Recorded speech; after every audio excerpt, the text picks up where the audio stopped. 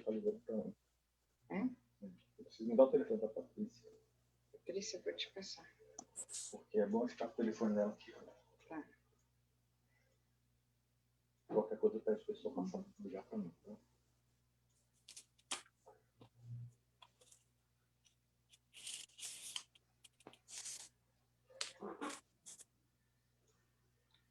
Pronto. Mandou? Ótimo. Peraí.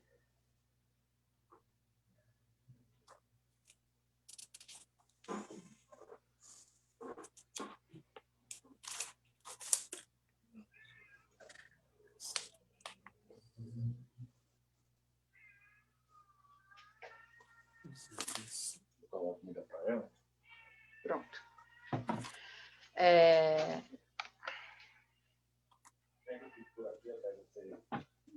Está guardando o vídeo, ó, vê só.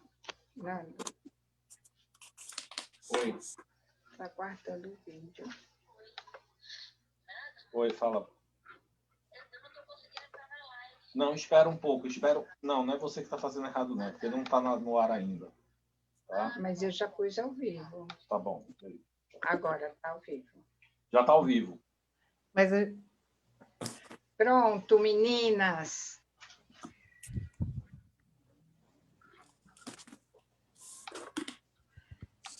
Já estamos ao vivo, é que dá um deleite. A gente fala aqui primeiro, depois sarar. Mas já estamos ao vivo. Sejam bem-vindas. Eu queria muito agradecer a disponibilidade de vocês, né, o tempo de vocês.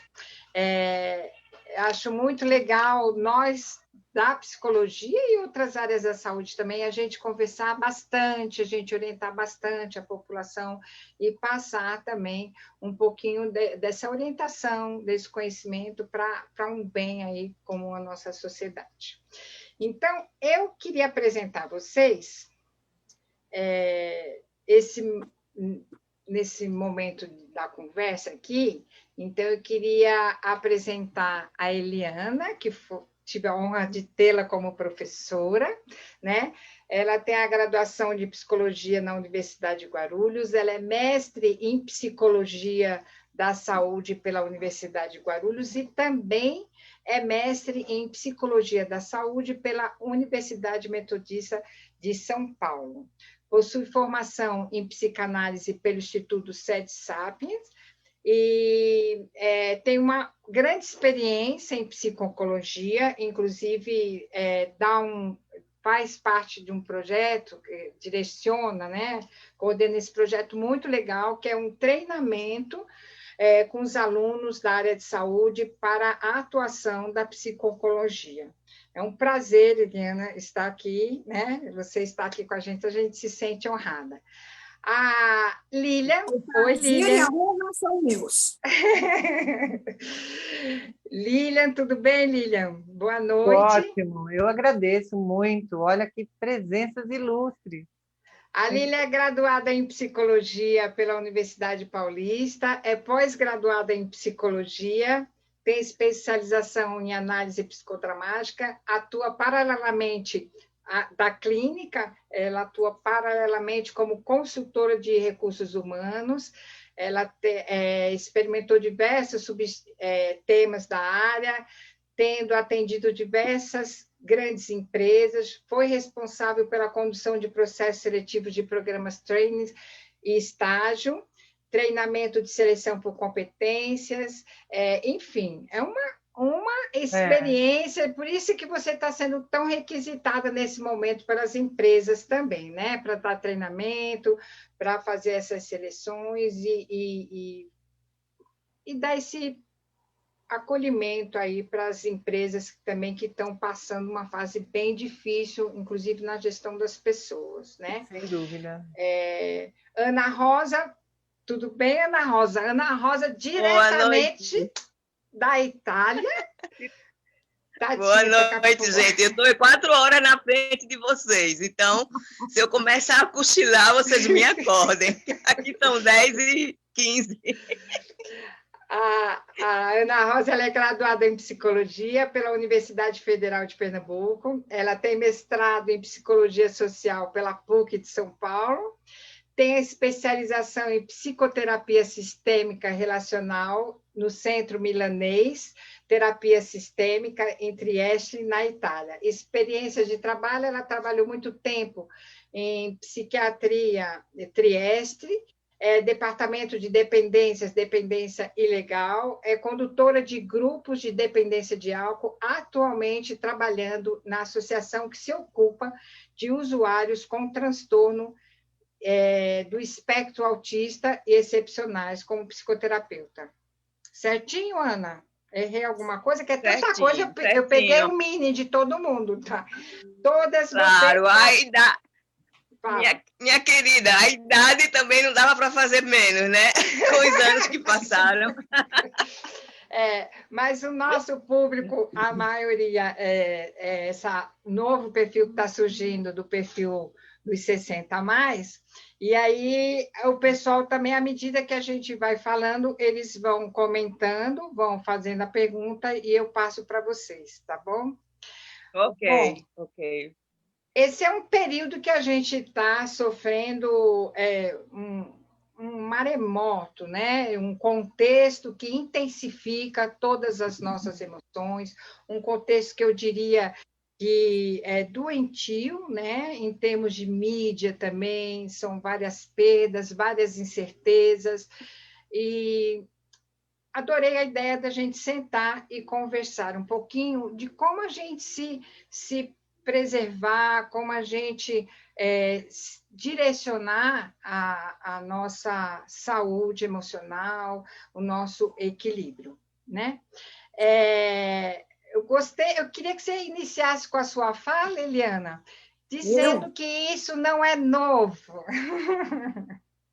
Ai, tá bom, vamos começando então, né? Obrigada, Margarete, pelo convite, e eu que me sinto muito honrada de estar aqui presente nessa sala, com a Lilian, com a Ana Rosa, que são pessoas tão profissionais, tão capazes, né? Muito obrigada pelo convite. Bom, o que estamos vivendo hoje, uma pandemia, né? Uma pandemia sanitária na saúde, né? Como todo mundo sabe, pandemia é quando o mundo inteiro vive uma situação de uma doença, né? Como estamos vivendo agora. Isso não é novo. As pandemias no mundo não são novas. Eu não saberia agora elencar aqui, nesse momento, quantas pandemias o mundo viveu. Porém, todas as pandemias que nós ultrapassamos, a humanidade não se extinguiu, né? A humanidade conseguiu ultrapassar, né? Teve a peste negra, teve a gripe espanhola, né? Que foram também bastante letais e muito mais do que nós estamos vendo hoje, né?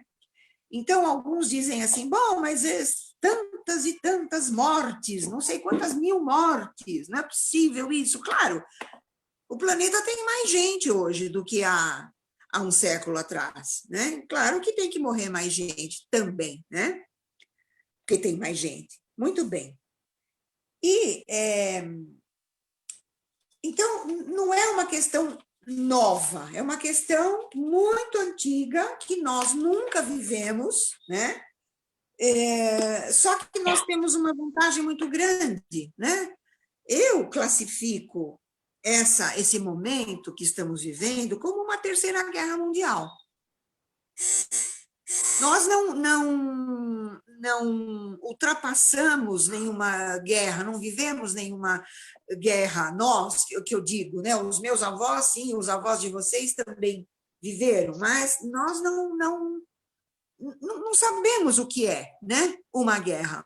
Numa guerra, eles se escondiam dentro de túneis, etc. Nós não temos onde nos esconder, nós temos a nossa casa. A nossa casa, o nosso conforto, temos acesso à alimentação, temos acesso à comunicação, temos as redes sociais, temos os apetrechos eletrônicos que nos conectam com o mundo. Então, nós estamos vivendo um momento de muita dúvida, muito medo, claro, né? Mas nós estamos no conforto da nossa casa, isso é muito bom. Claro que a gente tem muito medo, né? Muito bem, então, o que nós podemos fazer? Nós temos que nos cuidar. Cuidar de nós, cuidar da nossa família, cuidar dos nossos próximos da melhor forma possível, né? E obedecer aos protocolos já descritos aí incansavelmente, né? Então, nós, psicólogas, né, que somos, nós cuidando de nós mesmas, é uma forma também de cuidar do outro. Se eu cuido de mim, eu cuido também do outro, né? E minimizar esses aspectos e impactos que nós temos na saúde emocional das pessoas, que nós estamos vendo aí tão grande. Então, nós estamos vivendo duas pandemias. Uma pandemia virótica, sanitária, e uma pandemia psíquica, emocional, né? Quantos casos de suicídios, quantos casos de ansiedade, depressão, que eclodiram, né? Nessa fase. Milhares, milhares e milhares, né? Então, o que nós temos que fazer? Como é que nós podemos nos preparar? Como é que nós podemos cuidar de nós mesmos, né? Para poder cuidar do outro, para poder cuidar dessas pessoas menos privilegiadas e pessoas muito mais frágeis psiquicamente que nós, né? Pelo menos via de regra, né? O que é singular, Eliana, é que nós estamos acolhendo, né, tratando na clínica, mas também estamos vivenciando o contexto. Isso é um grande diferencial. Né? Exatamente, estamos experienciando também somos, né? Nós, os médicos, os enfermeiros, né? Os médicos nunca souberam lidar com crises, eles sabem lidar com a cura, né? Medicar, operar, agora lidar com crise. Quem lida com crise é o enfermeiro, quem lida com crise é o psicólogo, quem lida com a morte é o psicólogo, é o enfermeiro, não é o médico. O médico não está preparado para isso. Aliás, ninguém estava preparado. Agora, quem sabe, nós podemos aí criar, né? Vamos dizer, recursos para podermos lidar com situações pandêmicas, situações inusitadas, tá? Muito bem, então, qual é a forma que a gente pode lidar com a situação? Primeiro, não banalizar a situação. Estamos vivendo uma crise sanitária e uma crise psíquica emocional. A humanidade está vivendo isso. São duas crises paralelas. Só que a crise emocional, como nós psicólogos, nós somos relegados a segundo plano, e isso é uma outra discussão, né? Nós não nos apropriamos, pelo menos aqui no Brasil, Ana, não sei aí como é que é na Itália, né? Mas aqui no Brasil, nós temos muita dificuldade de nos apropriarmos do nosso verdadeiro lugar, né? Do lugar do psicólogo, de fato. O psicólogo tem uma atuação na sociedade muito, muito forte, muito presente, né?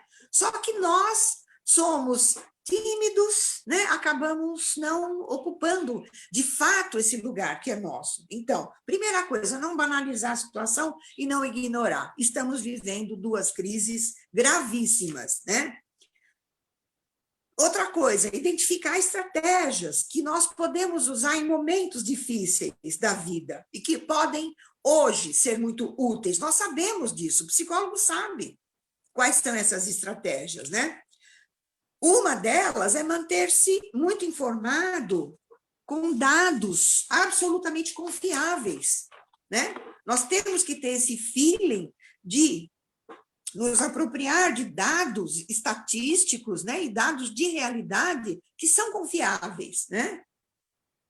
Uma outra providência é a conexão que nós devemos manter com os nossos pares. O que nós estamos fazendo aqui hoje é perfeito, porque isso nos traz experiências das outras pessoas, nos traz momentos de muita reflexão, né? E isso nós podemos dividir com essas pessoas que estão passando por essa crise de de um momento mais frágil e mais grave. Então, manter-nos conectados com amigos, familiares, pelo meio da videoconferência, ligação, WhatsApp, enfim. Nós podemos usar isso hoje, isso é muito bom, né? Procurar manter, isso é super importante, uma rotina, né? Eu, por exemplo, que sou uma pessoa, que sou do grupo de risco, eu tenho 5 comorbidades, eu não me atrevo a me aglomerar, né? Eu fico aqui, se eu tiver que pegar esse vírus, fatalmente eu serei uma forte candidata a usar o tubo numa UTI, não sei se morrer, né? Mas espero que não, mas eu não tenho, eu tenho uma questão muito séria, né? Então, manter uma rotina, né? Eu estou trabalhando, eu estou dando aula, eu estou atendendo, né? Eu estou produzindo, eu estou fazendo revisão de textos da minha área. Então, eu tenho uma rotina, né? Desculpa, Eliane, mas esse é muito importante, porque o público da Vila tem gente jovem nos assistindo, mas a maioria é mais 60 grupo de risco. Então, o que você fala é muito importante, porque não é nem lá nem cá, não é ficar em casa, porque não foi 1 mês, 2 meses, 3 meses, né? Mas também não é deixar de produzir, deixar de se movimentar, né? Claro, claro. E o que uma pessoa... Gente, tem tanto curso na internet, cursos bons, gratuitos, né? De idioma, de coisa assim que eu não entendo nada de cozinha, né? Pratos, eu não tenho esse talento. Inclusive da Vila, Photoshop, História das Religiões, de Psicologia, Academia da Memória. Isso, a Vila é um referencial. A Vila é uma coisa importante, porque a Vila é remédio. Margarete, a Vila é um projeto abençoado por Deus, porque ela é remédio. Ela é remédio, porque o indivíduo, né, depois de uma certa idade, ele se sente muito inútil. Isso mata. Isso é veneno, né? Tem que ter projeto de vida, tem que ter propósito. Exatamente. Então, manter uma rotina, levantar no mesmo horário, né? Fazer uma caminhada, fazer uma atividade física. Ali na internet tem yoga, aula de pilates, aula de zumba, aula de dança, né? Nós não precisamos, né, de muita coisa, não precisamos de muita coisa. Nós estamos na caverna, e a caverna é confortável, né? Nós temos essa possibilidade, né? Cuidar do corpo, manter uma alimentação saudável, né? Ingerir alimentos saudáveis, cuidar da higiene das mãos, da máscara, a máscara higienizada, álcool gel, lavar as mãos constantemente, né? Evitar o uso de álcool, drogas, né? Drogas só remédio, né? Só os nossos remedinhos de pressão arterial, de diabetes e outros, né? Só um minutinho, gente, tem uma campainha tocando. Quem é? Tá, obrigada, seu Carlos.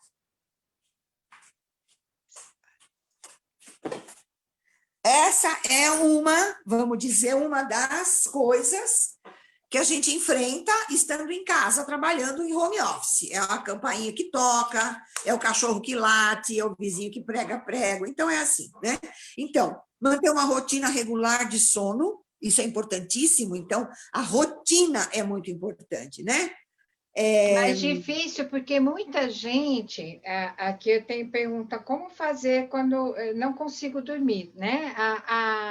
Muita gente fica tão ansiosa, Eliane, que tem dificuldade para dormir, né? E acaba trocando o dia pela noite também. Isso é ruim, porque o corpo ele precisa de sono.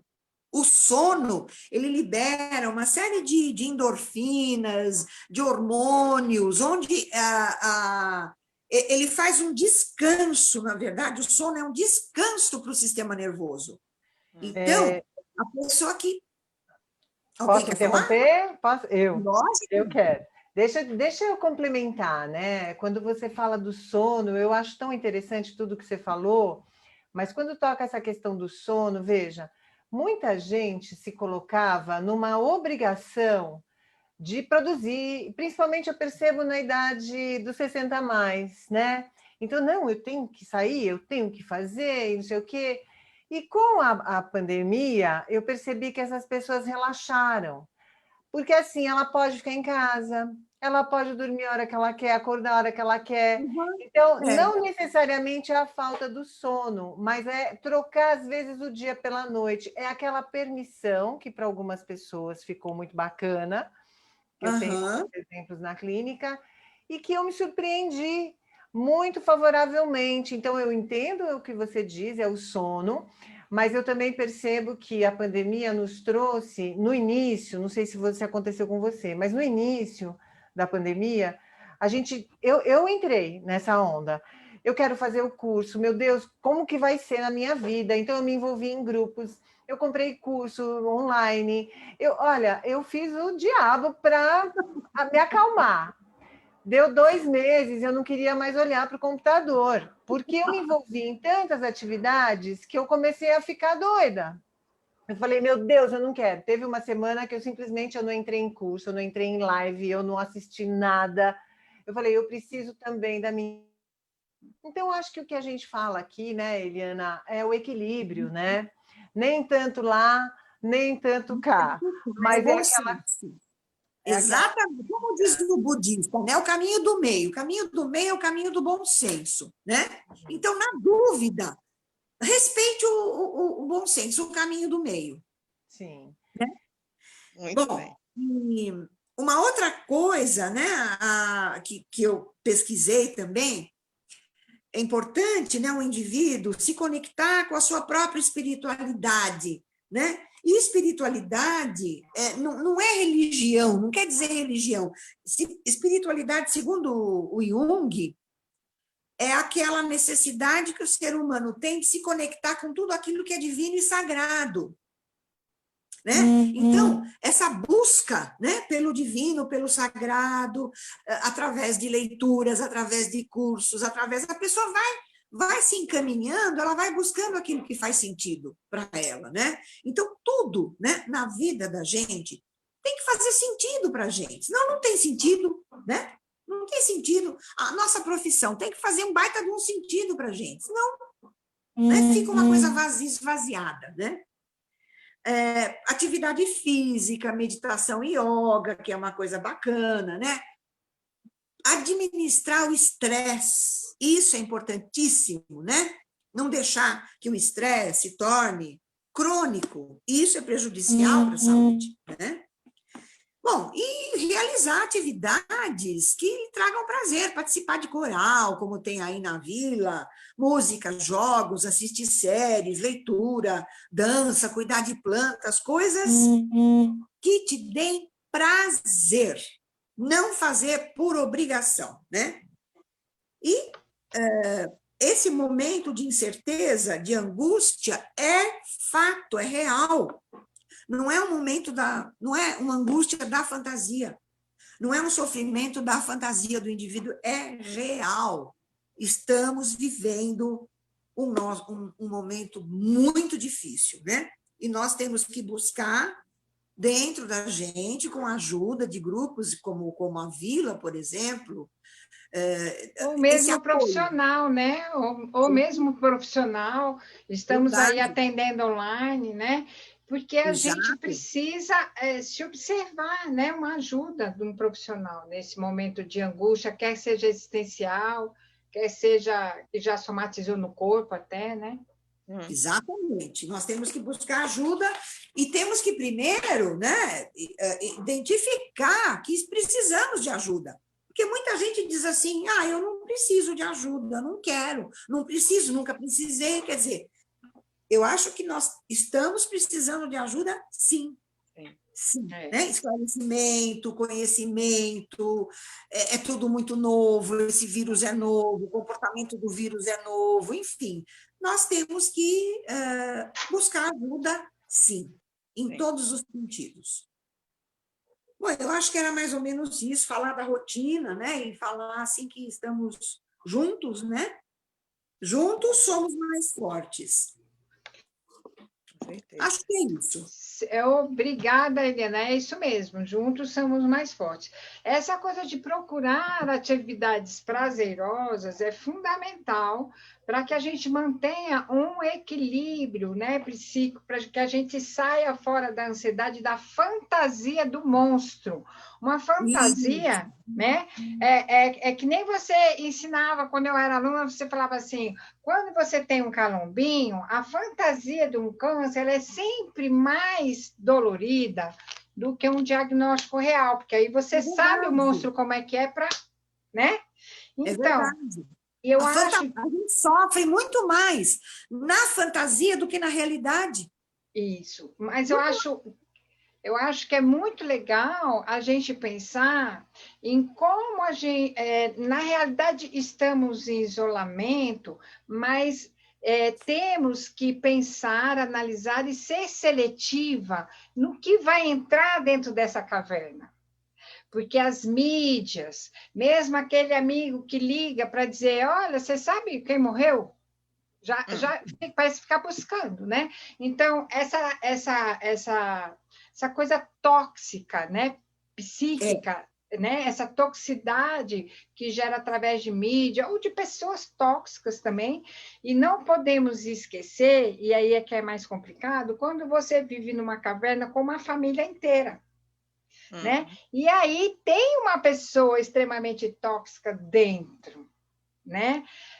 Tem situações, Eliana, que eu pego de consultório, por exemplo, de pessoas idosas que vivem super bem, estão tranquilas, coisa e tal, mas que ficam apavoradas. Por quê? Porque a filha trabalha, traz o neto para ficar, e ela fica naquela questão de como eu falo, né? Como é que eu vou falar para minha filha? Me poupe.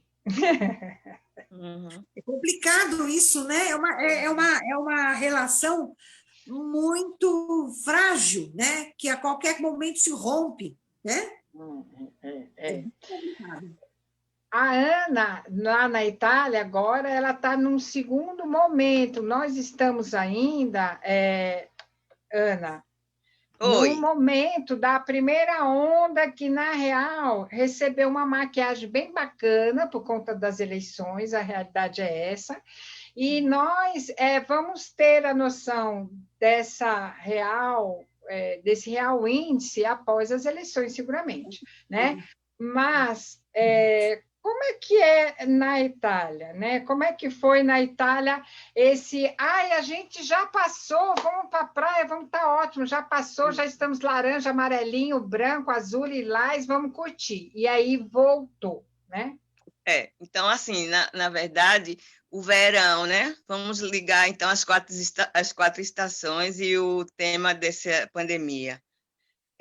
A primavera, o fim do inverno passado e a primavera, a primeira onda foi como mais ou menos vocês estão vivendo ainda, né? Com muitos danos, com isolamento total, lockdown em toda a Itália. E em junho, maio, começar a cada região a abrir um pouco as suas portas. Que era exatamente, estou fazendo paralelo da pandemia com as estações, né? Não é Vivaldi, mas vamos lá. E em maio começou a primavera, não? E a primavera trouxe as flores e trouxe a possibilidade de abrir as portas, de encontrar o verde, de sair de casa. E foi uma coisa maravilhosa, a experiência de sair de casa. E nós saímos de casa e chegou o verão. E o verão, o que aconteceu? A Europa toda viaja, né? O poder aquisitivo ainda era bastante, e as pessoas continuaram a viajar, pegar avião, pegar trem. Algumas famílias decidiram de não sair da sua região, ficaram na praia mais próxima, mas os jovens e também alguns idosos decidiram viajar, pegar avião, entrar no aeroporto. Então, o que aconteceu? O vírus estava quietinho, vamos dizer, até agosto. Em setembro, começou o outono. Vamos lá de novo com as 4 estações. O que acontece? Se fecham as portas porque começa a chegar o frio. E o vírus começou a se ativar novamente no início do outono. E a gente está quase no fim do outono e temos de novo um retorno muito forte de casos, de muito luto, né?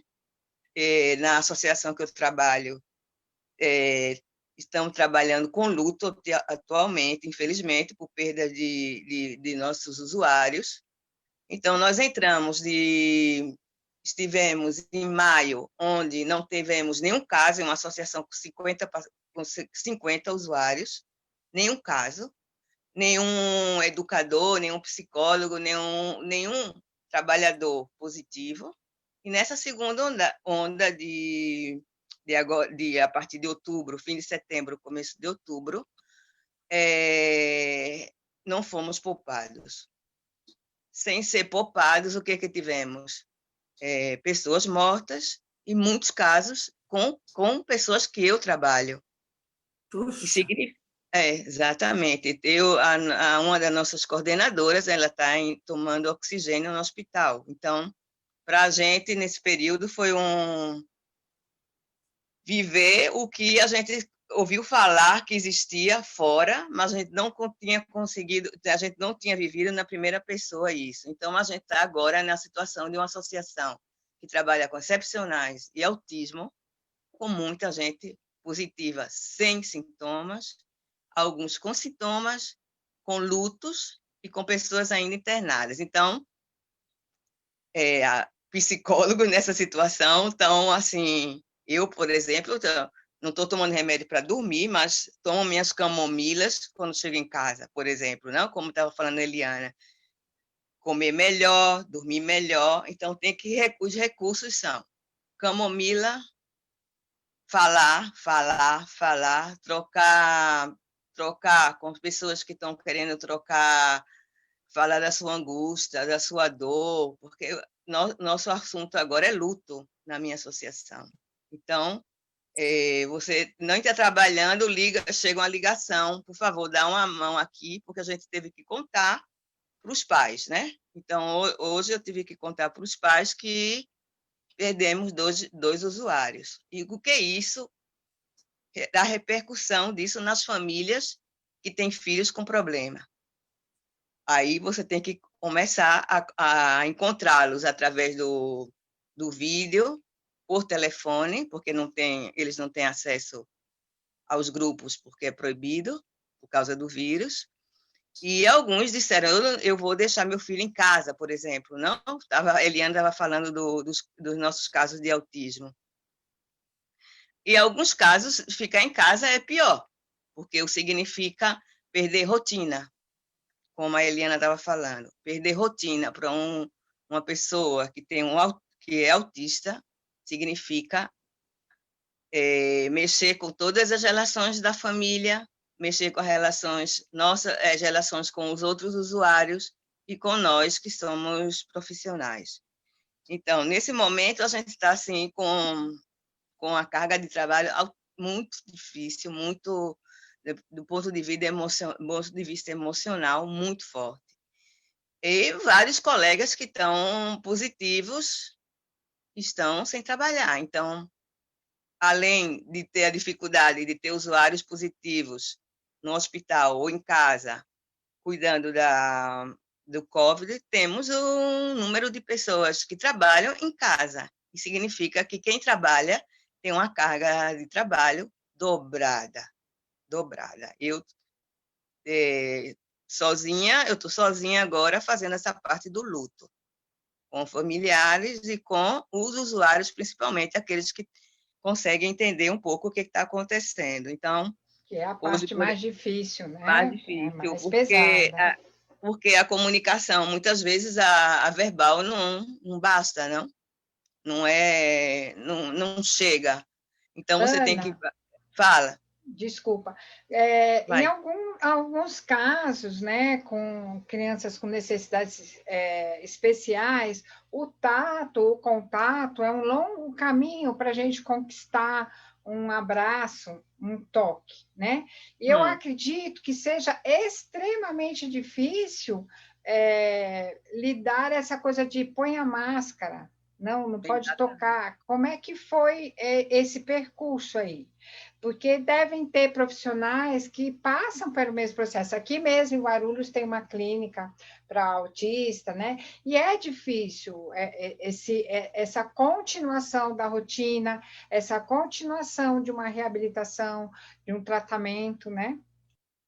Na verdade, Maga, os casos que a gente tem são todos adultos, né? A gente não trabalha com crianças, são adolescentes que saíram já da escola obrigatória e frequentam os nossos centros de educação, porque, na verdade, são centros de educação, não são clínicas, entendeu? Então, assim, saem da escola e, para ter continuidade de regras, relações sociais, relações humanas, eles vão para os centros onde a gente trabalha. Então, as famílias chamam de escola, mas não são escolas, são centros de educação para dar continuidade à parte cognitiva, em algum modo, mas, sobretudo, à parte relacionada, das relações sociais, das relações com as outras pessoas.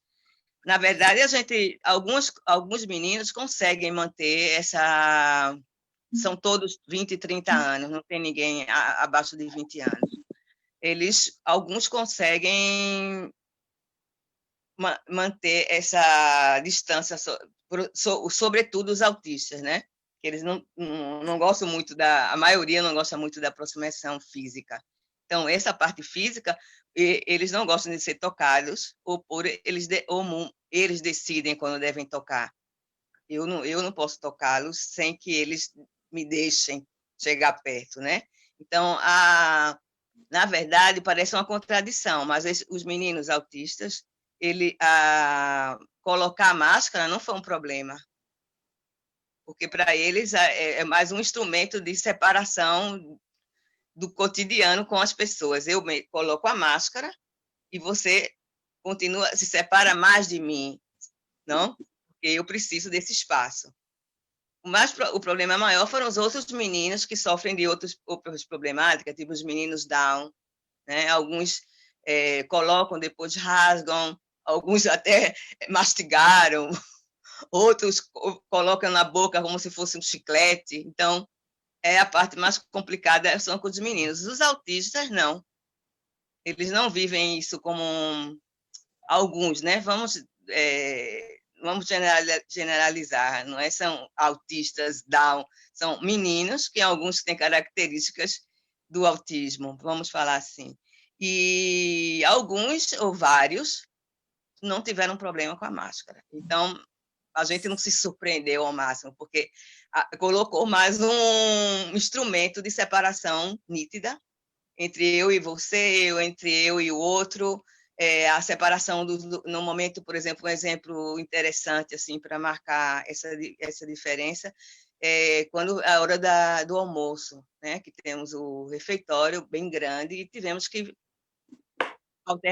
criar alternativas para separar ainda mais na hora de comer, por causa do problema da salivação, do contato físico. Então, assim, no mínimo 2 metros. Os autistas adoraram, né? Mais espaço para mim, melhor para mim. Já alguns sofrem porque não pegam mais em você. Quando eles chegam, alguns que pegam no cabelo. Principalmente síndrome de Down, né? Sim, pega, puxa, e eles adoram o meu cabelo, né? Que o meu cabelo é bem cacheado. Para italiano é difícil. Aí tem uns meninos que ficavam, né? Chega, bom dia, vem, pega meu cabelo, vem cá, Bob, quer abraçar. E agora a gente tem que preservar, entre aspas, essa distância que o nosso medo aí depois, né? Pensar como é que vai ser para recuperar o que a gente conquistou nesses anos de trabalho, que é a aproximação física também, né? Então, no mundo do autismo, eles sofrem, se mudam muito, se mudam as regras que eles estão habituados a ter. Então, no lockdown primeiro, que a gente fechou, os serviços fecharam, aí foi Foi pauleira. Foi pauleira porque eles ficavam em casa. Podia sair, mas não tinha aonde ir, só sem regras e sem objetivos concretos, porque eles iam todas as manhãs para o centro, depois do almoço voltam para casa, alguns têm alguma atividade física, então não tinham mais isso. Então, depois, para voltar, quando reabriu, nós reabrimos em 1º de julho. Então, foi muitos meses fechado, né? Muitos meses mesmo. Em verão, né? 1º de julho reabrimos. Para a galerinha do autismo foi complicado, porque a gente tem um serviço que vai buscar em casa, né? Das vans. É público, Ana? É convenção com a prefeitura, com o Comune. Com a Comune, né? Nós somos dependentes da associação, mas a associação é ligada diretamente ao Comune, que é a prefeitura, né? Vamos supor, a prefeitura de Guarulhos. Porque a prefeitura não tem um serviço, então eles passam serviço para nós e para outros grupos, né? Uhum. Então, na verdade, para quem trabalha com autismo, a dificuldade foi depois do lockdown. O retorno foi muito difícil para reconquistar, não, assim, os espaços. Por exemplo, subir numa van depois de meses sem subir, entrar e se sentar de novo junto com outras pessoas, o trabalho é como se tivesse recomeçado. A gente começou trazendo 2, depois, mais 2 semanas, subiam mais 2 no carro, porque eles como se eles tivessem apagado, cancelado parte da vida vivida, não?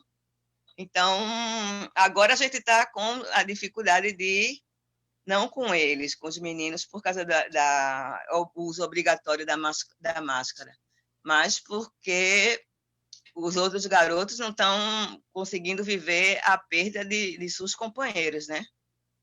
Porque continuam perguntando, você vem amanhã? Porque confirmar a minha presença, ou a presença dos pedagogos.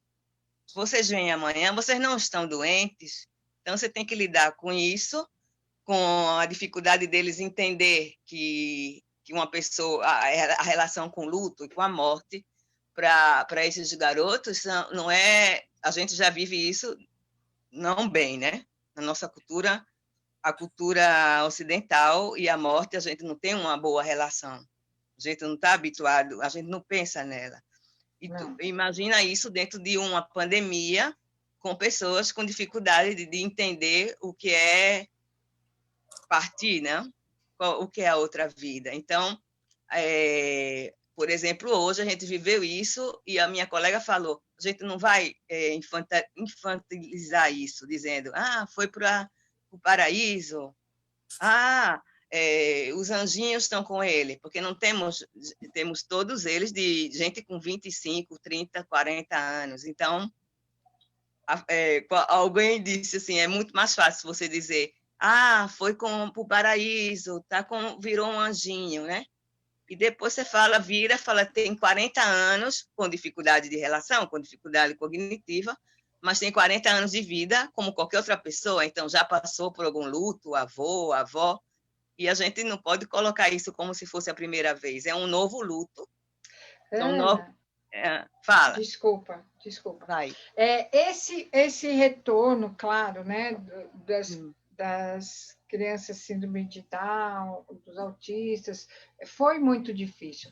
Mas eu acredito que teve uma dificuldade, claro, de densidade, num contexto diferente, mas quando todo mundo, depois de tanto tempo dentro de casa na Itália, liberou geral e teve que trabalhar, né? Sim. Como é que foi essa volta?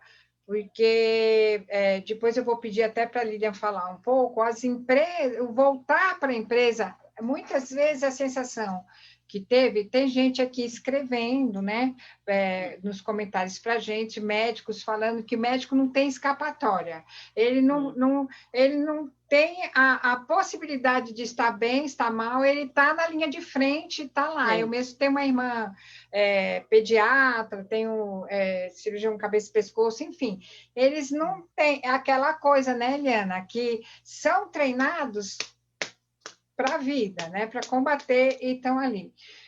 Mas muitas pessoas que trabalham em outros setores, meio que ao sair, ao entrar em casa, foi um forró-bodó, né? Tipo assim, vou tirar o sapato, vou tirar esse vestido, vou ficar literalmente de short trabalhando, sei lá. E aí é o corre-corre da vida que parou, que era o sapato que ela andava. Agora, num retorno, o sapato ficou apertado. Entende? As prioridades, as pessoas, eu acredito, não sei se vocês concordam comigo, meninas, mas mexeu muito em muita gente nega ainda, acha que não está acontecendo nada e tudo bem, vamos tomar uma cervejinha, está ótimo. Mas muita gente teve um chacoalhão violento em termos de refazer, ressignificar, rever as prioridades da sua vida, o ritmo da sua vida, né? Isso aconteceu na Itália?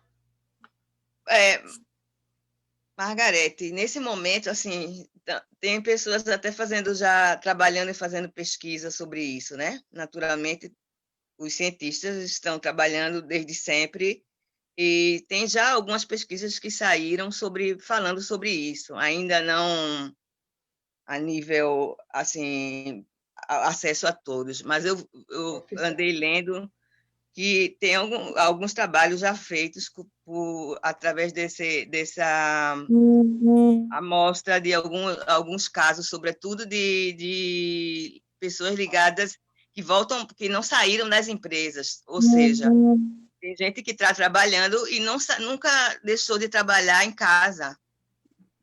Muitos casos na Itália de empresas grandes que não voltaram ao local de trabalho. Agora, não voltaram. Houve todo um redicionamento, uma redireção, né? Tem empresas que agora viram que pagavam um aluguel muito alto, um espaço muito alto. Tem. Economia. Então, eu acho que é uma grande transformação em todos os setores, né? Dessa logística, da nível da empresa, desse retornar à empresa, ou retornar à escola, ou retornar como profissional, enfim. Sim, mas agora, assim, descobriram a parte econômica que vale muito mais a pena em várias empresas. Entre esta é a cidade que tem muita empresa de seguro e que não voltaram mais a trabalhar juntos as pessoas, só através através do computador ou do celular, mas eles não voltaram mais a se ver. Então, tem uma história de grandes empresas, aí a colega que trabalha com recursos humanos, não sei como é que está a situação aí no Brasil em relação a isso. Você deve estar sabendo um pouco aí no Brasil como está essa situação. Aqui não voltaram mais a trabalhar juntos. Grupos de trabalho que se veem só em situação assim. Se encontraram depois, quando abriu tudo, naturalmente na rua para tomar um café. Mas os grupos de trabalho eles se desfizeram. Se encontram só desde março. Não se viram mais. Então, tem um comprometimento das relações muito forte. Das relações de trabalho e das relações humanas em geral, porque se no trabalho ninguém se encontra mais, não tem mais o horário do café, ninguém almoça mais junto, então tem a produção por produção, não tem mais relações estabelecidas como antes, não, assim, de contato humano. E muitas empresas... Até nível de universidade, né, Eliana? Não tem mais aquela aula presencial, a que os professores se encontrarem. Não voltou, não. Ainda não voltou. Mas isso é uma perda, né? Exatamente. Eu acho que eu peço desculpa a vocês, mas eu acho que hoje eu estou falando só de perdas, né? E é porque sinal que é um período para mim assim de que eu estou vivendo perdas. Eu estou vivendo muitas perdas. É a realidade, né? Não, foi ótimo escutar a fala da colega antes, porque ela estava falando da recuperação das forças, das relações, do cotidiano, e eu estava precisando ouvir isso. Foi muito legal ouvir de você. Então, acho que a troca é essa, né? Quando você está... a energia está diminuindo de uma parte, você encontra um colega que fala: não, agora a gente vai comer bem, vamos fazer uma meditação, vamos ligar para nossa amiga tal, vamos fazer um grupo para falar de vinho, de comida, de receita, né? Então, assim, eu acho que o que você falou antes, Eliana, é força, energia e também de prevenção, né? Mas, assim, chegou no momento que você agora, aqui, nós estamos vivendo uma segunda onda. Então, a segunda onda, você tem energia um pouco menos, né? A saúde mental, você tem que recuperar aquilo que você perdeu. Você tentou no verão e no outono, de novo. De novo. Então, assim, a coisa de recuperar as relações, eu acho que nesse momento, no consultório, por exemplo, eu tenho tendo visto pessoas jovens, em uma cidade de idosos eu moro, mas estou encontrando pessoas jovens depois do lockdown. Na idade média minha era 50 anos, 50 anos para cima. Agora eu estou encontrando meninos de 25, 23, que sofreram o lockdown porque não tinha mais as relações, né? Comprometimento das relações, porque era tudo através do computador. Então, a história da Simba e da Capana lá é que eu quero sair, mas como é que eu vou sair agora? Eu não sei como... Eu tenho 22 anos, passei 3 meses sem ver ninguém, agora eu tenho que recuperar isso e não estou sabendo como. Então, eu acho que a gente está no momento... A síndrome está aí, né? É bom explicar para as pessoas essa síndrome, porque as pessoas estão vendo. Tem gente aqui nos comentários que eu estou vendo aqui, viu? Tem gente falando assim, com o vírus, eu tive que entrar cara a cara com os sentimentos que eu estava escondendo debaixo do tapete. Opa! Né? Outra pessoa também falando que as psicólogas, elogiando que as psicólogas fazem um trabalho fantástico, né? em apoiar, em dar um norte, dar esse apoio. E o pessoal que volta, né? E volta num ambiente diferente, volta num contexto diferente, numa estrutura diferente, é diferente, por exemplo, o médico, né, para examinar a criança, e criança é muito difícil, eu falo isso que eu tenho uma irmã pediatra, a doutora Elizabeth, é complicado, porque a criança, ela cospe, ela brinca, ela passa a mão, ela, né, bebezinho, e aí eles têm que ter a mesma disponibilidade, mas com o equilíbrio da sua segurança, né? Tem coisas que não dá para fazer por teleconsulta. Também abriu-se, né, essa teleconsulta, mas tem coisas que não dá. Tem que escutar um pulmãozinho, tem que fazer. Né?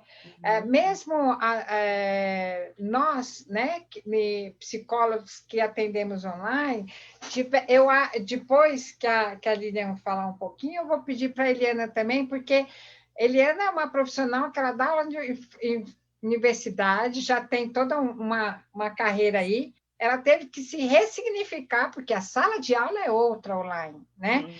E como consultório também a gente atender online é outro tipo de consulta. Claro. As pessoas acham assim que, imagina, atender online. Pelo contrário, a nossa atenção, a nossa atenção é muito maior. É muito maior, com certeza. Claro. Com certeza.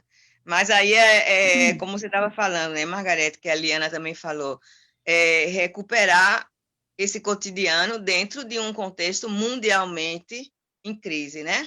Então, não é a minha crise enquanto pessoa, enquanto psicóloga, enquanto mulher, enquanto esposa. É a minha crise dentro de uma crise, não? A nossa crise, que nós temos que vivê-la juntas E a famosa a palavra que se usa muito aqui na Itália, que eu acho que se usa muito no Brasil, é a tal da resiliência.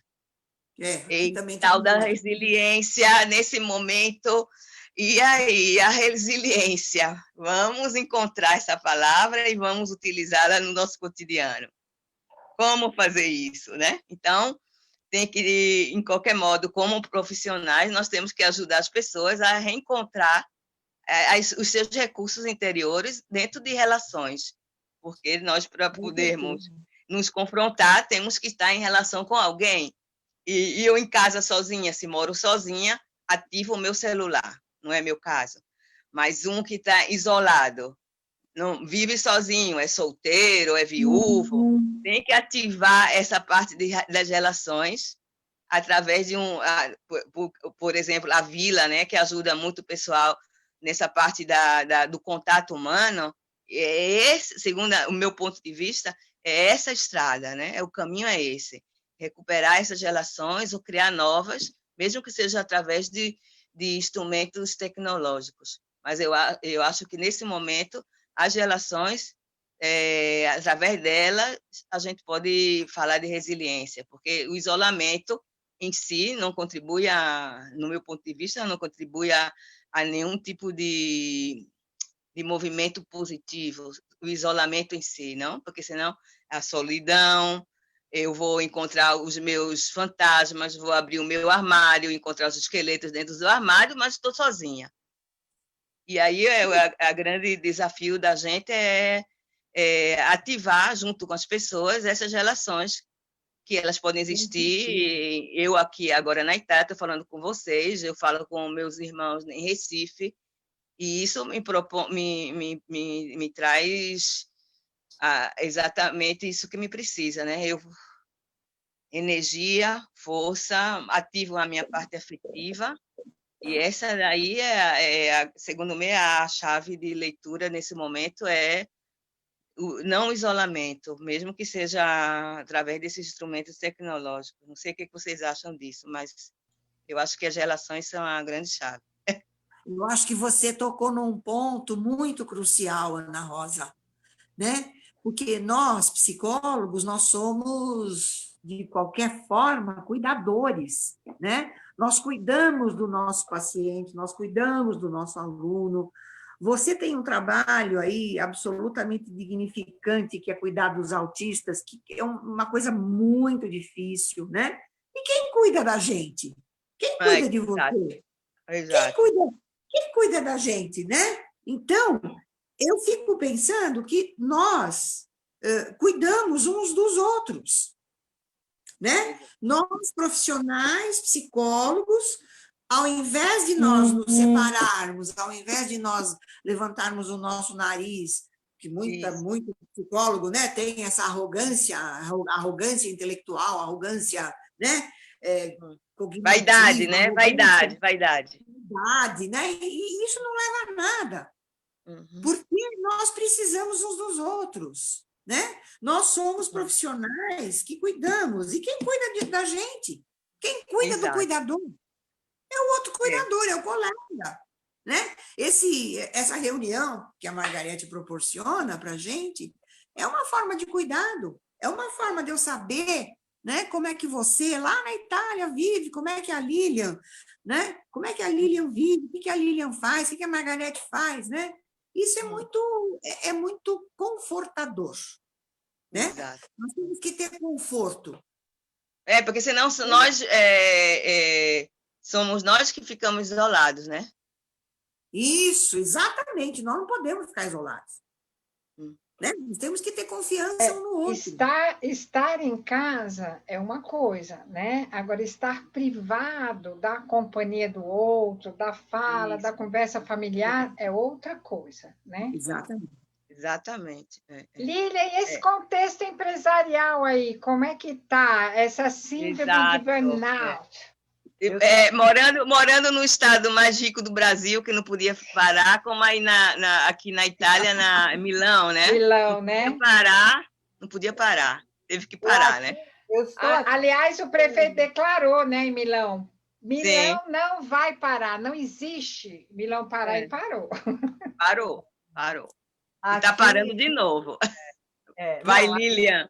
Aqui vocês sabem que não foi fácil, né? Como a minha vivência, ela inclui bastante essa vivência do mundo do trabalho, acaba que na clínica eu tenho muitos pacientes que estão inseridos, né, no mercado de trabalho, em diversos segmentos, diversas funções, tenho professores, né? Então, o que se viu?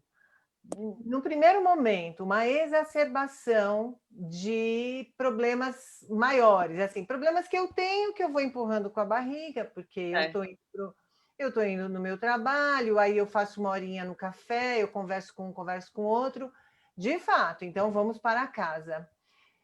As pessoas deram uma enlouquecida, foi uma sobrecarga, né?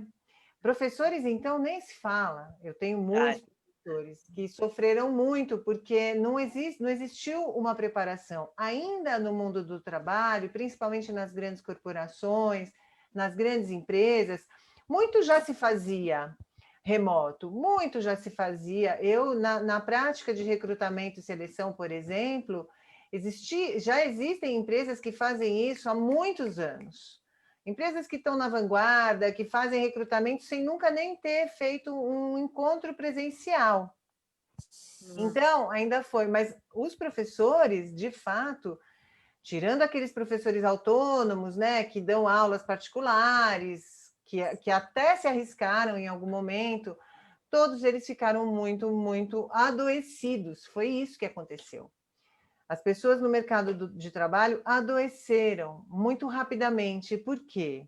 Porque nós tivemos uma alta demanda de produtividade, como você falou, ficou só o resultado pelo resultado. A gente tira, né, uma parte muito importante, que é o aspecto relacional, o aspecto onde eu, como se diz, eu estou em contato, a conexão genuína, né, presencial, e passa-se, então, a uma alta produção.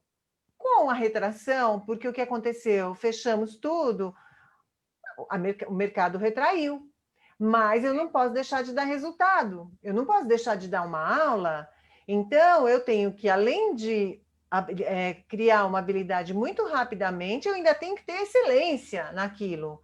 Eu não posso errar, eu não posso correr riscos. Então, as pessoas que já tinham lá suas questões, né, aquilo ficou insuportável, insuportável. Muita gente adoecendo, e claro, né, os americanos, eles gostam de classificar tudo nas caixinhas. Síndrome de burnout acabou abarcando uma série de sintomas muito complicados, que têm uma origem num ambiente desfavorável, um ambiente de pressão, um ambiente de sobrecarga, mas a síndrome de burnout, ela está apoiada numa autocobrança. Então, eminentemente, quem não tem autocobrança, quem tem consegue colocar limite nas coisas, não vai desenvolver burnout. O burnout vai pegar justamente aquela pessoa que é muito resiliente, que aguenta muito, entende? Porque se eu sou resiliente, eu aguento e aí eu vou... Tipo, eu dou conta. Isso. Não coloca limites, né? Quase. Isso, sem limites. Exatamente. Então, a síndrome, ela vai acometer esse tipo de pessoa, a pessoa que está sempre dando o seu máximo, porque já estava dando o seu máximo. E aí foi exigido mais ainda de você. A mulher, então, nem se fala, né, gente? Quanto a mulher teve que pagar essa conta, porque além do profissional, mulheres mães que tiveram que cuidar de seus filhos em casa, né? Que não tem, então eu não posso pôr meu filho na escola, mas eu tenho que continuar sendo profissional. Trabalhando. Eu tenho que continuar sendo profissional.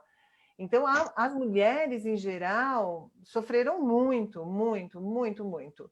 E a síndrome de burnout não tem jeito. Ou você identifica ela no começo, ou você corre o risco de perder a sua vida profissional. É incrível. É como se você esgarçasse um tecido, perdeu totalmente a elasticidade que não volta. Então, existem vários profissionais que são profissões que são mais propícias, né? Os médicos, professores, até mesmo psicólogos, né? Tem algumas profissões que o pessoal da saúde está sofrendo muito, Muito. né? Porque é exigido disso, né? Sobrecarga também, né? Por exemplo, quando o pessoal agora que trabalha em hospital, muita gente, enfermeiros, que fazem 12 horas, 24 horas de trabalho, porque os colegas adoeceram. isso. A sobrecarga, basicamente a sobrecarga. sobrecarga, né? Então, Sobrecarga. mas são pessoas que se autoexigem, ou seja, então ela deu o plantão dela, ela sabe que estão precisando dela, ela não vai descansar, ela vai ficar lá, porque ela sabe que estão precisando dela. Então, a pessoa não consegue colocar o limite, porque, primeiro, acredita que é super-homem, super-mulher, então tem essa crença, tem essa força, realmente são pessoas fortes. E segundo, como se diz? A estrutura também, Lília, né? A estrutura. Eu tava esses dias, eu acompanhei o marido da tia, da Vila, no hospital aqui, e as pessoas ficam, às vezes, muito revoltadas com o médico e tal, e eu estava comentando com o filho do Edmilson, né? Estava falando, observa, gente, a tarde inteira, e a médica não levantou para ir no toalete, atendendo um atrás do outro. Isso. Então, tudo está ligado ao autoconhecimento, né? Ao autodesenvolvimento, ao quanto você entende que você precisa, é ser humano, você precisa ter a sua sobrecarga. E, claro, se isso tudo for exposto a um ambiente muito desfavorável, como, por exemplo, a questão dos médicos, dos enfermeiros, mas, sobretudo, entre os médicos e os enfermeiros, eu nem sei se existe, se as pessoas se ligam nesse diagnóstico, mas eu sei que no mercado de trabalho formal, corporações, esse é o diagnóstico da moda, mas aonde, como se diz? Eu tenho enfermeiras, pacientes que estão... A sobrecarga, sim, é a sobrecarga, de fato. E o ambiente que eu quero dizer o que acontece? Tanto nos médicos, enfermeiros, que você tem uma demanda muito, muito forte, né? Então tem que dar certo, eu tenho que atender vários pacientes, eu tenho que cuidar, mas no mercado corporativo eu tenho que produzir, eu tenho que entregar, eu tenho que dar resultado. Na verdade, a gente tem um quadro complicado de se tratar. De todo jeito, tudo muito complicado. O enfermeiro qual é o sintoma, né? Vai adoecer. Vai adoecer. Ou ele vai ter uma crise de angústia, alguns extrapolam... Ataque de pânico. Alguns extrapolam para o pânico. Crise de ansiedade. Não, mas às vezes sintoma físico mesmo, problemas gastrointestinais frequentes, gastrite, tendinite. Então, você tem várias, dependendo da pessoa, ela vai desenvolver o que quer que seja Somatiza, né? Somatiza, né? Sim, e os chefes, não dá para pensar nos chefes, porque, em geral, esses chefes também estão. Então, você não tem acolhimento em nenhum lugar. Então, é muito solitário, não tem acolhimento, e, às vezes, a pessoa não vai procurar ajuda na hora que ainda dá para reverter, que tem que ser no começo. Começou a adoecer, tem que procurar um tratamento psicológico mesmo, e até, às vezes, psiquiátrico. Eu costumo brincar, né? Eu costumo dizer, você vai na academia, né, para fazer musculação, mas as pessoas esquecem que a gente tem que fazer uma musculação psicológica. A gente tem que criar músculo, psicologicamente falando, na estrutura da psicológica, né? E a gente não faz, a gente vai abandonando. Graças a Deus, a maior parte das pessoas agora está muito mais ligada, mas eu ouvi todo mundo falando, né? Enquanto vocês falavam... Você vê que tem a doutora Elizabeth que falou, está perguntando como lidar com a síndrome no caso dos médicos. Ela fala, ela mesma fala, é um excelente momento para a gente começar a terapia, não dá para procrastinar mais. Isso. Por quê? Porque a primeira coisa é identificar. Você precisa identificar qual é o gatilho, ou seja, o que precisa tirar. É como se você tivesse com uma mochila muito pesada, muito pesada. Então, a primeira coisa que a gente precisa fazer é observar o que você está carregando e o que pode deixar de lado, porque existem coisas que não dá. Você tem que trabalhar, você tem que sobreviver, você precisa continuar dando conta de uma série de coisas, mas o que não precisa carregar? Então, a É muito primeira legal coisa... essa metáfora da mochila. Já conhecia e adoro essa metáfora. A É, mochila pesada, né? A é mochila muito. pesada. Então, precisamos... A primeira coisa é uma pessoa para te ajudar, porque às vezes você olha para tudo que você está carregando, você fala, mas tudo é importante. E às vezes você precisa de alguém que esteja fora, né? Profissional, né? Neutro, exatamente. E às vezes está tão pesado, já está tão, o vínculo já está tão formado que você não consegue nem tirar. Então precisa entrar com uma medicação. Muitas vezes precisa entrar com medicação, porque a pessoa começa a ter fobia do trabalho. Eu não quero mais trabalhar, eu não quero mais ir para a empresa, eu não quero mais atender nenhum paciente. Eu quero vender água mineral na praia, não quero ser mais médico, eu não quero mais ser professor. E joga fora a profissão pela qual ela era apaixonada há pouco tempo atrás, a profissão que fazia com que ela tivesse uma autoestima elevada, porque ela sabia que ela mandava bem. Por isso que eu falo, Claro. se você não trata no início, depois você arrisca a sua profissão. Eu tive vários quadros que eu consegui pegar no início e foi tudo ótimo, assim, as pessoas se recuperaram a autoestima, conseguiram colocar, mas tive também gente que não aguentou e jogou fora. Você joga fora a profissão. Você começa, se você é professor, você começa a rezar para não vir aluno. Se você, Claro. né, se você vai trabalhar, eu não quero mais fazer. E joga fora e pede demissão e bagunça muito a vida, né? A vida, né? Uhum. Então, é muito importante. Primeira coisa, doutora Elizabeth, sim, é uma ótima hora para fazer uma terapia, eu concordo em gênero, grau e número. O que eu acho com relação à terapia online, né? Uma vez eu estava perto da Margarete, e aí a Margarete estava falando com alguém, não me lembro, uma paciente, estava atendendo a paciente, ela falou assim, que bacana, não é a gente poder fazer essa terapia online? Não é bom a gente se ver? Porque hoje, no nosso contexto, a terapia presencial, ela é tão ruim, porque você tem que estar com uma máscara. E com uma máscara, eu perco muito da expressão daquele paciente. Claro. Então, online, na terapia, hoje, é mais confortável, por mais que seja mais trabalhoso, como a Margarete disse no início, porque quando você está, talvez a Eliana, não sei se ela tem essa experiência, mas eu sei até, inclusive, que existem estudos do quanto o desgaste é maior para o terapeuta, principalmente, né? É verdade. É verdade, maior. Lilian. Porque o esforço que a gente faz é uma coisa inconsciente, né? Mas existe um esforço que a gente faz. Olho, aprender, ouvido. Oi? Os olhos, a voz. Eu me vejo às Isso, vezes. exatamente. As minúcias, né, da expressão, o tom de voz, a fala, o gestual do paciente. Então, a gente despende um esforço muito maior estando online do que presencialmente. Presencialmente, você faz já uma varredura, uma leitura, né? Claro. Tem ali na frente, né? Qualquer expressão facial, qualquer comunicação não verbal, na sua frente você colhe no momento, né? A gente tem eu queria compartilhar com vocês duas experiências. Eu mesmo, anteriormente, eu era um pouco resistente. A Lilian, por trabalhar bastante também com o mundo corporativo, ela já estava mais habituada, eu não.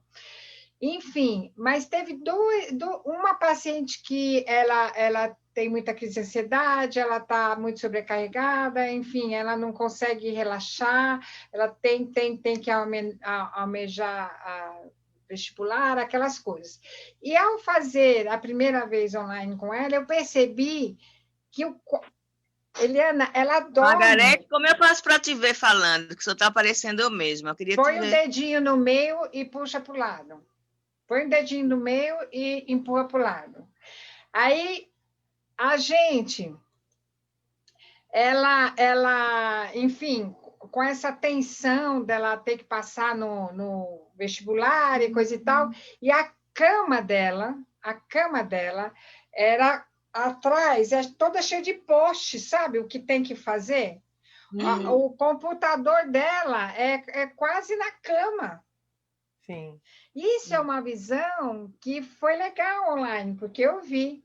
Uma outra coisa que aconteceu, uma vez eu estava atendendo, faz pouco tempo, por percalço, falha, a porta não estava tão fechada e teve uma tempestade e a minha cachorrinha subiu apavorada em cima do colo, aquelas coisas, né?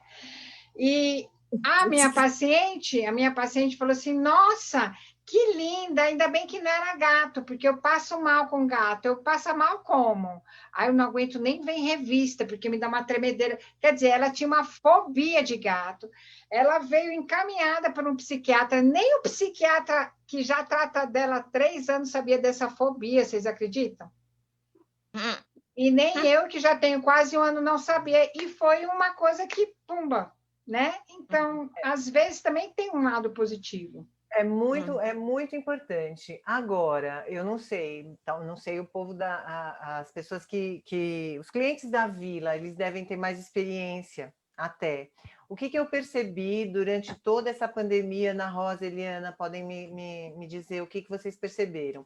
A solidão, por incrível que pareça, ela é muito mais confortável do que a convivência, né? Então, é verdade.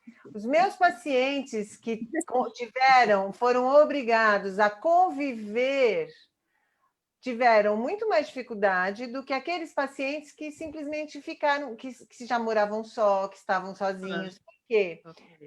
A interação online, ela aliviou isso, mas a convivência, dependendo do espaço a que as pessoas estão sendo submetidas ou foram submetidas, trouxe muito a sombra, sombra das pessoas, né?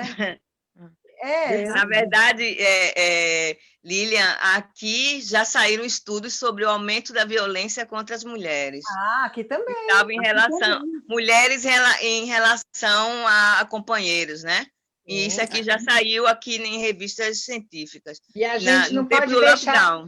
E a gente tem que pontuar que dia 25 agora foi o dia, né, contra a violência doméstica, né? Mas e as nossas mulheres sofreram pra caramba, continuam sofrendo. Como a Lilian já tinha falado, a sobrecarga do trabalho das mulheres foi enorme, e no contexto das relações, né, homem-mulher, de casal, o número de mulheres maltratadas aumentou muito, muito, muito. Estou falando na Itália, mas no Brasil eu acho que foi a mesma coisa. Aumentou muito o número de maltratos em relação ao mundo feminino. Sim, tanto é que levantou-se uma bandeira fortemente aqui. A gente, assim, os movimentos, né, contra a violência da mulher, e também contra o preconceito racial, inclusive, né? Todas essas bandeiras exclusivas, excludentes, elas aumentaram, elas ganharam força, né, nesse movimento.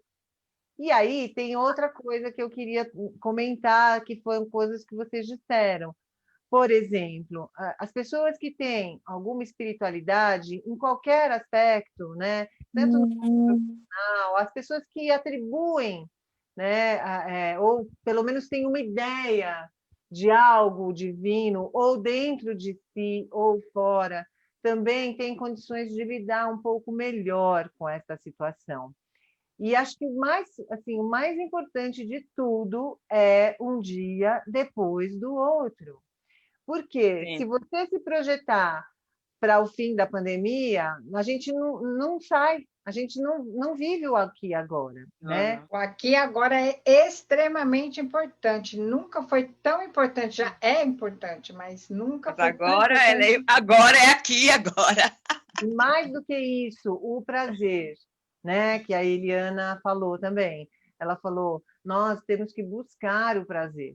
O prazer é o nosso combustível. E não importa se fazendo um café da manhã gostoso, não precisa ser altos prazeres, porque da onde vamos tirar os nossos prazeres dentro da nossa casa, não é? O que a gente pode comprar? Porque o consumo, quer queira, quer não, ele exerce uma função na nossa vida, não é?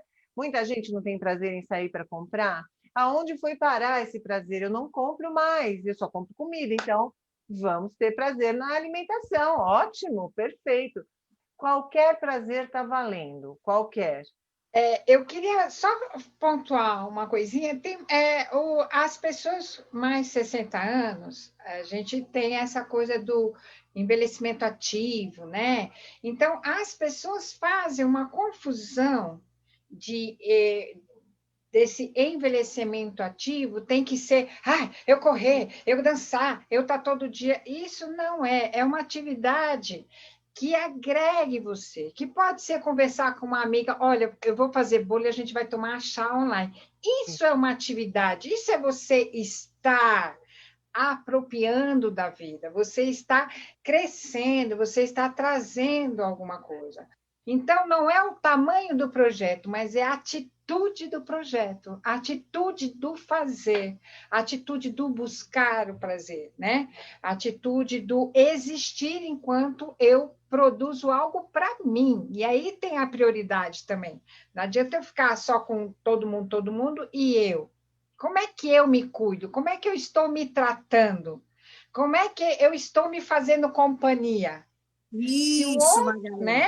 Se o É outro a está. convivência consigo mesmo, né? Eu tenho que me bastar, eu tenho que ser uma ótima companhia para mim mesma, né? Porque aí, se eu tiver o outro, ótimo, mas se eu não tiver o outro, ótimo também. Sim. Né? Exatamente. Muito bom atuar. Exato. Acho que a gente primeiro tem que estar bem. Travou, Oi. meu Deus. Oi, Margarete? Travou. Margarete? Bem, de qualquer forma, o que ela estava dizendo era exatamente o que a gente está dizendo, né? É um autoconhecimento e uma autopriorização. A gente precisa se priorizar, e isso tem a ver com o burnout. Sim. Sim, porque se você não dá limites, você vai chegar a um ponto que não tem mais retorno, né? Como você estava falando antes. Exatamente. Sem retorno. O retorno é desastroso. Exatamente. A prioridade tem que ser da gente. Eu só posso dar para o outro aquilo que eu tenho, né? Claro, Isso. claro. Exatamente. Já saiu? Eu não sei se a live caiu também, mas ela caiu. Não sei. É. Nós ficamos. Nossa, Ela está falando sozinha, gente, aqui no. Coitada. Agora voltou. Tá voltando? Voltou. Voltou. Não consigo nem achar isso para entender. Olá, Sou muito ruim nessas coisas, meu Deus. Sou muito ruim. Eu já me admiti ela. Pronto, ela já vai entrar. Tá voltando. Não, a gente ficou, ela que saiu. Ela caiu, né? Eu acho que ela caiu. Olha lá, ela está voltando. Mas é muito interessante essa conversa. Pronto, ela já vai entrar. Tá voltando. Não, a gente ficou, ela que saiu. Eu acho que ela caiu. Oi, eu entrei na live. Você saiu sozinha. Não, é porque o meu computador travou. Tá. Então era só o computador que não estava segurando a onda. Mas eu já entrei aqui pelo celular e está tudo certo, né? Então, a gente se fazer companhia é fundamental. Mas isso é um aprendizado, né? Aprendizado, né? Claro. A gente foi educada no mundo feminino a não ficar sozinha, a ter que ter um companheiro, a ter que casar, a ter que tudo isso. Imagina uma mulher ficar sozinha no meio de uma pandemia. Não é simples. Tem que aprender isso. Fora a cultura, né? Tipo assim, a xícara mais bonita, põe quando a visita vier.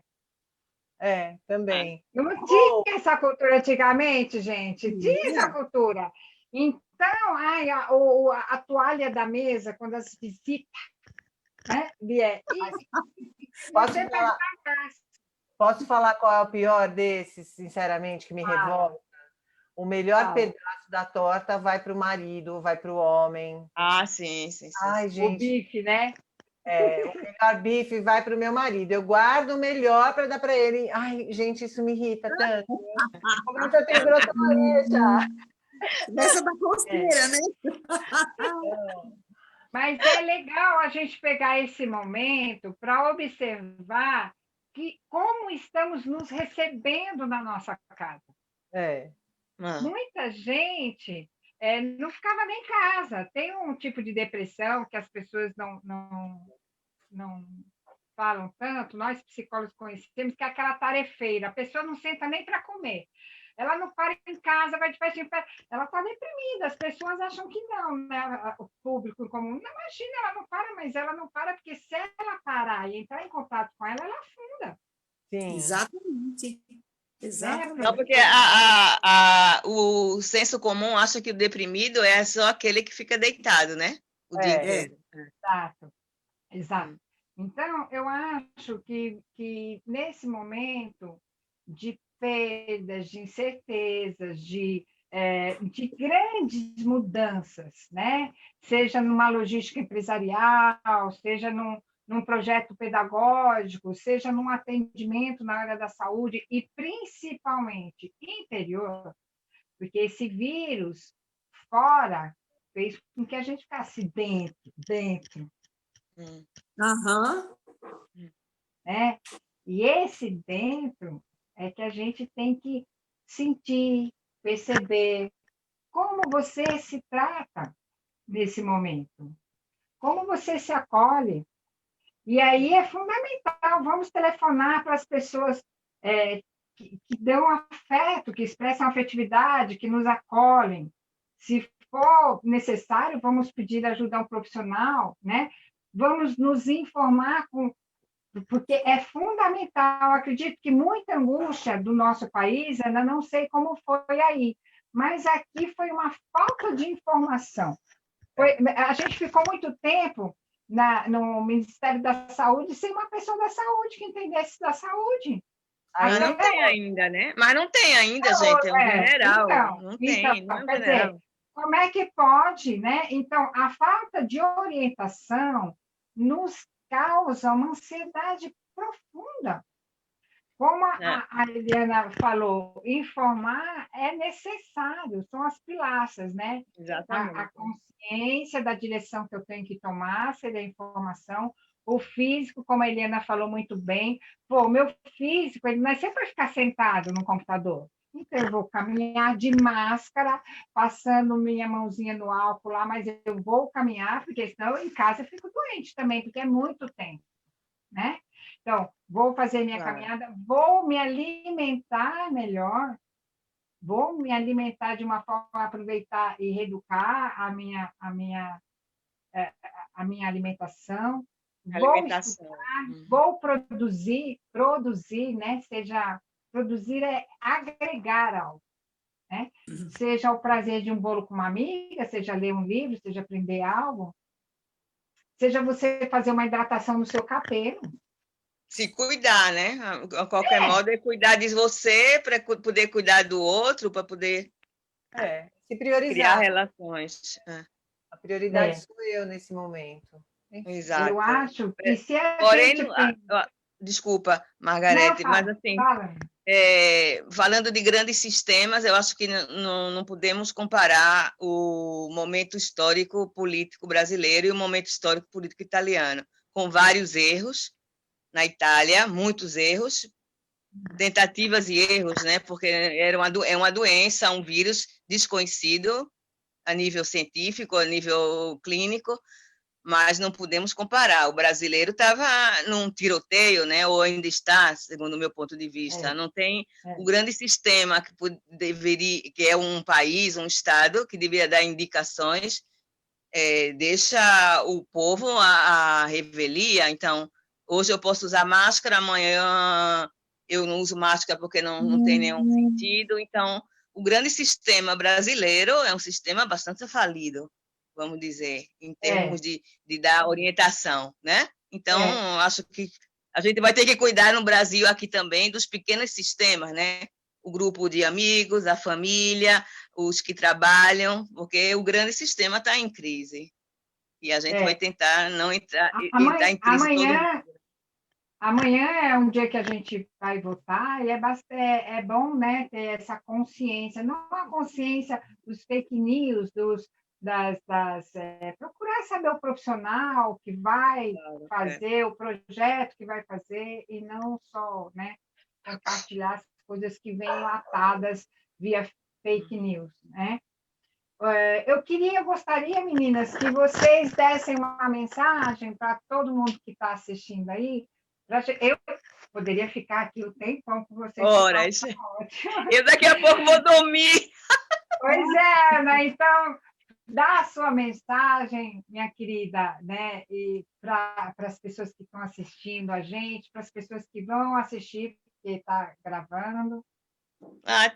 Não, primeiro agradecer a você que organizou bem esse encontro, que para mim é importante ver o que está acontecendo no mundo, mas sobretudo na minha terra, né? Então, assim, muito legal poder ter essa chance de falar com profissionais como a Eliana, a Lilian, e você. Agradeço muito a esse convite e me proponho, quando tiver outros encontros, me proponho de participar naturalmente.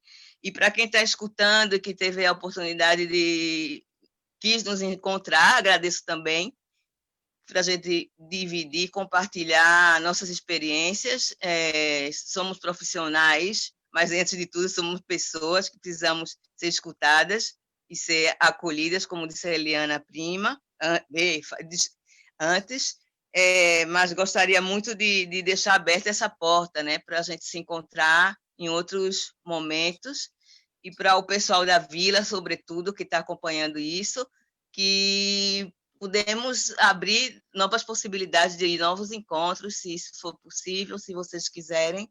Eu sou só os encontros com o fuso horário, a única coisa que precisa encontrar é esse fuso horário, mas peço que as pessoas que nos escutaram hoje, agradeço a escuta, e que se podemos nos encontrar outras vezes, e agradeço a Eliana e a Lilian pela participação, mais do que pela participação, pela troca e ter nos dado tantas informações importantes e dividir esse espaço, né? Mando um abraço para elas, um abraço grande e bom trabalho para vocês. Obrigada, Ana. Vamos nos encontrar outras vezes, espero. Acima do burnout, espero que a gente consiga trabalhar bem para não chegar. Por favor, hein? Olha, se precisar de qualquer coisa, eu posso te ajudar, é só ligar, hein? Bom, com certeza, por que não? Percebeu burnout, principalmente quem está no exterior, brasileiro que está no exterior, que tem sofrido muito, porque os terapeutas, né? Os terapeutas estrangeiros, eles não têm a nossa cultura. Eu tenho pacientes que estão em outros países e eles me procuram justamente por isso. Eles até têm psicólogos lá, claro, mas eles não compreendem a nossa cultura, né? Isso é bem bacana. Eu também comecei a ter pacientes fora, né? E é muito, muito melhor, né? Ter uma pessoa da nossa cultura, inclusive que já passou por esse processo também, né? De viver fora. Foi uma porta bem importante que se abriu, né? Claro, eu também quero agradecer a Ana. É tão rico, né, ouvir assim o relato de alguém que trabalha na área do exterior, né, que você está aí no exterior, né? É muito bacana. E a Eliana também. A troca, sim, ela é estimulante. A gente se sente fazendo parte, né, de um pensamento. A gente vai construindo coletivamente um bom pensamento. Então, eu queria agradecer também para quem está ouvindo. É a mesma coisa da Ana. Primeiro, obrigada. Segundo, me coloco à disposição também, quem precisar, né? Eu não estou tão longe, né, Ana? Você está muito longe. O fuso horário é igual. Né? E agradecer você, Má, e dizer que sim, como é importante o trabalho que você faz na Vila, né? Que bonito, que rico, que sorte que tem as pessoas que podem contar com o seu trabalho aí da Vila. Me sinto privilegiada de também poder contribuir, mesmo que só um pouquinho, com a vida dessas pessoas, tá bom? Obrigada, viu, gente? Valeu a parceria aí. Ana? Olha, foi muito bom conhecer vocês, a Lília, a Ana, que coisa bacana, que coisa maravilhosa, né? A gente trocar experiência, sempre bom. Eu acho que nós temos, nós, principalmente nós psicólogos, eu sempre penso isso, né? Eu vou falar agora para vocês, nós precisamos, né, ter, assim, estarmos abertos para aprender sempre, nesses encontros, ouvindo um, ouvindo o outro, ouvindo a experiência de trabalho de cada pessoa. Eu acho isso muito, muito enriquecedor. Eu fico muito feliz, eu saio daqui hoje agora nutrida.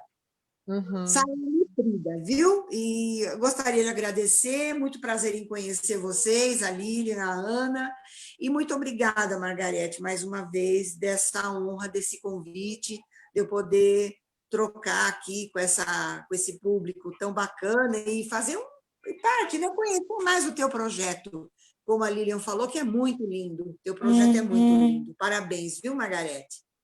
Obrigada. Eu agradeço a cada uma de vocês, né? Inclusive, todas fazem... Ana, você atende online também? Eu fiz algumas tentativas, aí não voltei a presencial. Quando abriram, eu voltei. Não sou muito... Ok. Mas a Eliana atua em consultório também, a Lilian também.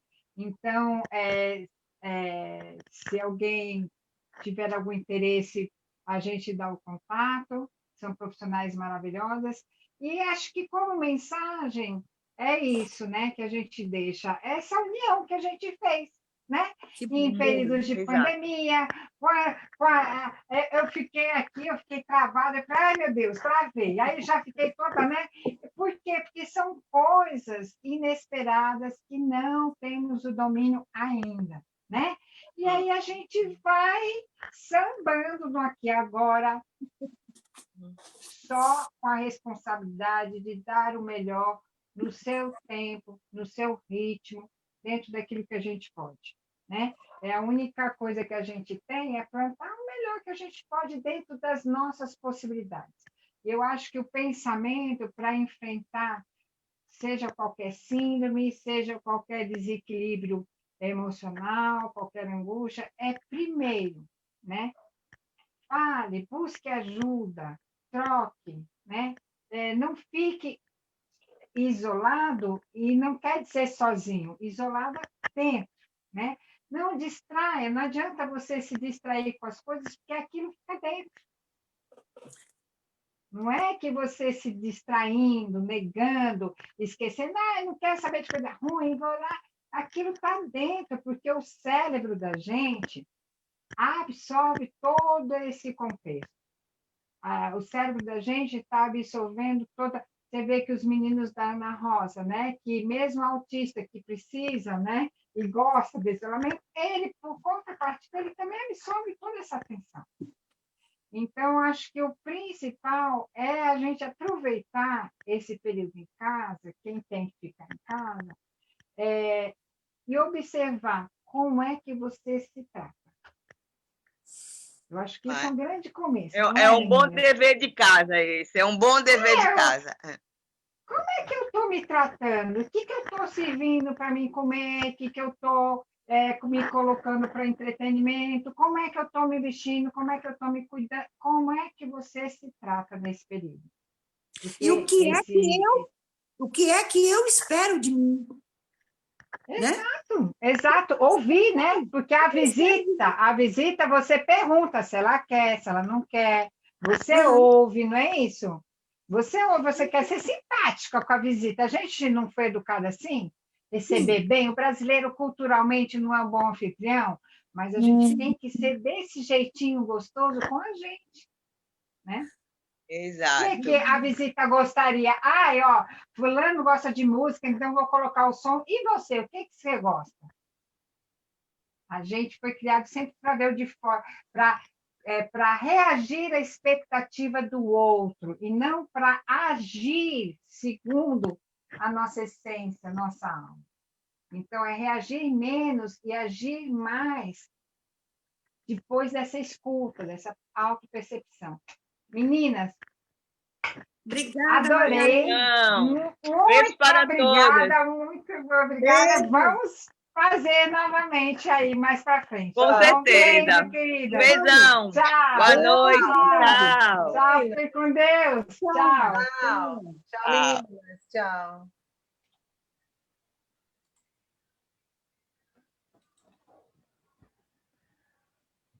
Ai, meu Deus.